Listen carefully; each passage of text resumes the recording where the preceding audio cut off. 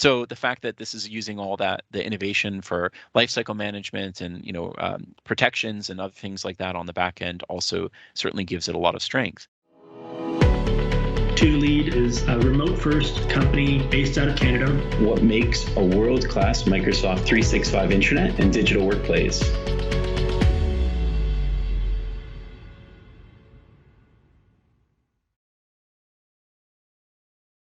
Let's use the first example here where we talk about the very real challenge of externally collaborating. And historically, I would argue that Teams was not the center of the universe when it came to external collaboration. It was actually a really poor experience. If you don't know this, Teams has been a really big challenge to work externally because you have to do something called tenant switching. So in the top right-hand corner, you have to switch tenants when you want to share and collaborate on Teams.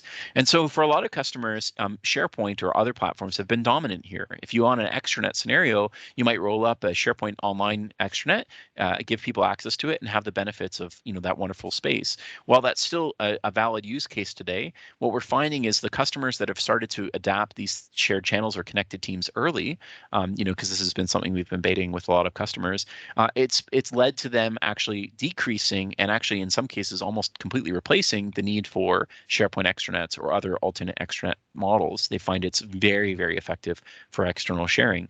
And so this means that not only is Teams becoming more centric for external sharing scenarios as we look forward, as your own organization deploys things like shared channels, but it also actually helps adjust some other risks. So if you don't know this, in Teams today, if you have a Project A and a Project B team, to share across those teams, the kind of current IA pattern that you'd be recommended is to create a Project A-B team. And so now as we look forward, we don't need to create a Project A-B team. We just share a channel or a subset of content across those teams. And so that reduces the team proliferation. Now, I want to be clear technically, when you create shared channels, it does create other challenges. There's still governance at play here because what it's actually doing on the back end is it's creating SharePoint sites, and those SharePoint sites still need to be governed, and so there's still considerations there. So let's move on and talk a little bit about why, what does a modern collaborative experience look like, and why does it need to, why is this a good example of it? Well, the first thing you can see here is it's easy to share the team.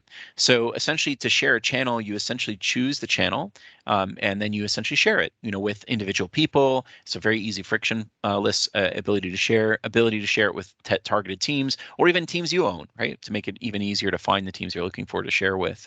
And so those are all really great starting points. The fact that Microsoft has essentially won the AD or identity in the cloud battle with Azure AD is I think no one really contests that. So the fact that this is using all that, the innovation for lifecycle management and protections and other things like that on the back end also certainly gives it a lot of strength.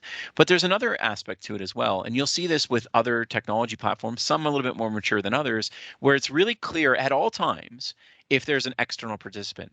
So if there's an external participant, I know they are external. It's clear there's always an icon. There's always some sort of indicator. These people are external. And that really helps with reducing those data leakage risks that I mentioned earlier. Of course, we can protect our data and do all sorts of things to make sure that doesn't happen. But even in most scenarios where we do that, it's still very helpful to know when is an external party, who are the external parties that can see what I'm producing and putting in here, and so on and so forth. So those things becoming more front and center and visible to employees certainly helps with reducing those risks and also making it easier to know, how do I communicate more formally, less formally, how should I work in this environment? You can even see things like knowing which channels are external becomes a really useful reference point for not just traditional governance, but for individual teams and how they govern and manage their content and information journey. If we look at a little bit further, and this is the real value of shared channels long term, it's the fact that a shared channel isn't just like the ability to have instant messages and back and forth like app mentions and other useful techniques, but that it incorporates files, it incorporates lists, it incorporates apps in the back end. And there's sort of two types of tabs today in Teams. There's pinned resources or bookmarked resources, and then there's apps, like actually integrated apps. And in both cases, they're shared with the shared channel. Now, obviously, there's some gaps here that Microsoft's working through in the coming months, but this is a good indicator of two things. One, that the future of sharing isn't file-centric or messaging-centric. It's more broader than that. Yes, it's still going to have those elements, but you need to have scenarios where you want to share, other third-party tools with that or other kinds of experiences and have sort of a gateway or a connective digital hub for that external sharing scenario, and teams can service that need, especially with the way these shared channels are developing. So I think this is a really good example of that, and we'll come back to this because there's this integration richness that employees are expecting, and they would like to have that kind of be default. And so as this evolves, I think this will be one of those key reasons why this will continue to champion a lot of these external scenarios.